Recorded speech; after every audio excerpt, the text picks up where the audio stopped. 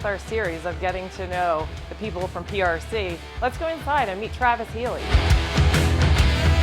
Hey Travis, how's it going? So, what made you get into carpentry?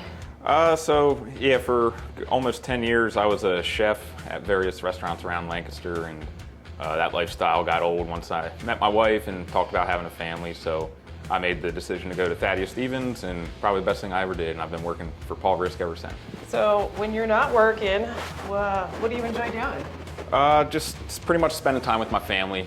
We got 2 little ones. My oldest is 3 and some change. The youngest is 19 months, and we're about to have our 3rd at the end of July. So they keep us really busy. Yeah, 2 girls, and we finally got our boy this time. Well, so congratulations. Yeah, thank you. So how long have you been with PRC? I just hit 5 years.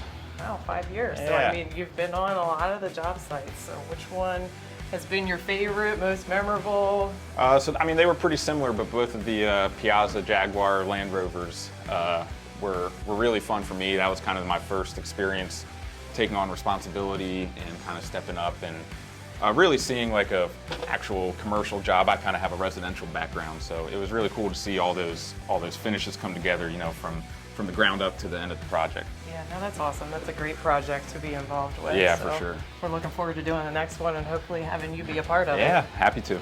So, what advice would you give an up-and-coming carpenter?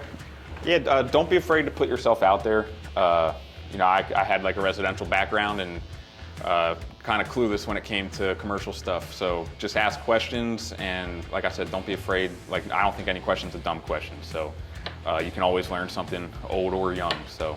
Yeah, no, I think that's great advice. So, well, thanks, Travis. This has no been problem. great. So, good luck on the little one to come. Yeah, thank you. I'm going to need it.